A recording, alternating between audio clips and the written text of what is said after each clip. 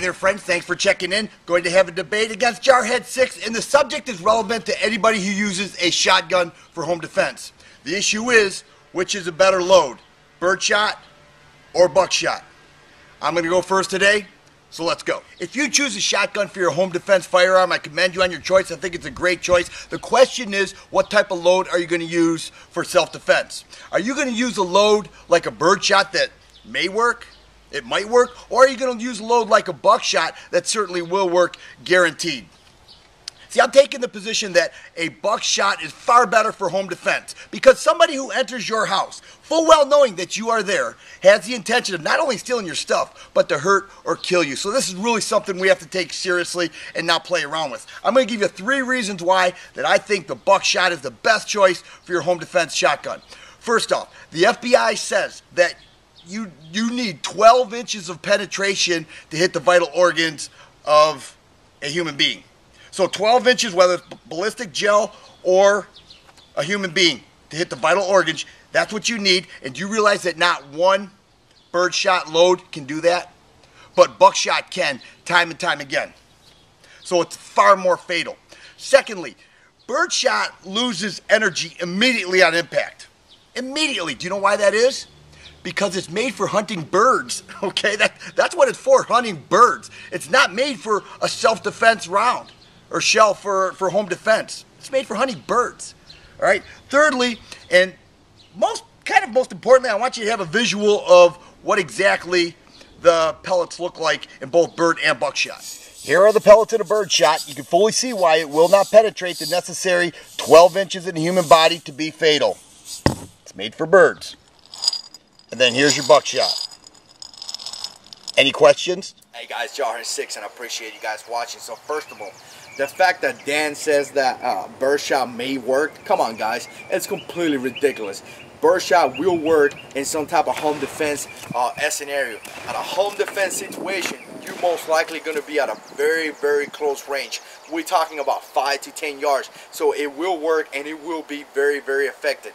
Now, with that being said, Buckshot, yeah, definitely great rounds. Can kill a person with no issues, just like a 357, just like a 44 Magnum, just like a 50 cal. Does that mean that you want to use those rounds inside your house? Definitely not. The main reason why, because over penetration. You shoot a Buckshot inside a house and it will kill that guy. It will go through the drywall and it will most likely possibly kill your kids, continue traveling, and most likely kill your neighbor in the other side of the street. So just because that round is very effective does not mean that would allow you to accomplish your mission the right way. You see guys, there's a lot of choices to defend yourself. There's a lot of different weapons. There's a lot of different rounds.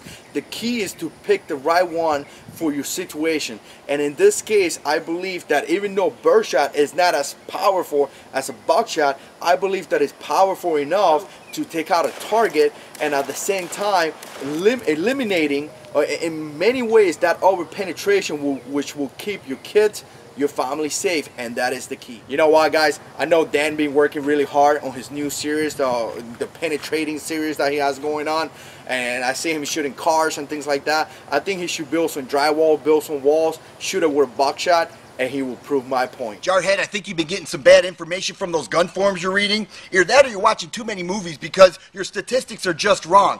A double-aught buck is a 33 caliber that weighs 54 grains, which means it has less penetration ability than a 9mm. So your scenario about shooting through an intruder, through the walls, hitting your kids and hitting the neighbors is just not accurate. Also, you may need to adjust your position before you pull the trigger so you don't shoot in the direction of your kids. You want a range test? I already did it. Take a look at this metal door that was penetrated through by many handguns, but not Buckshot. Holy Geronimo, the Buckshot did not penetrate. Only 3 penetrated, and actually only 2 have full exit holes. This one does not. You can't tell me that shooting that piece of paneling with a Birdshot is equivalent to a 250-pound drugged-up guy with a leather jacket on entering your house.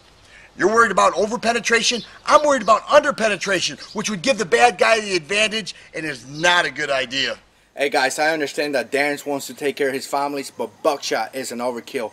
I gotta tell you guys, if you look into the construction nowadays versus 40, 50 years ago, it's totally different. You could pretty much go inside your house, you could punch a wall and make a hole. So if you could do that with your hands, you know, if you're a big guy, if you could do that with your hands, what do you think you're gonna be able to do with a shotgun? With Buckshot. If you take a shot inside the house, most likely you're going to take out that criminal, but the chances of you taking out another person are extremely high.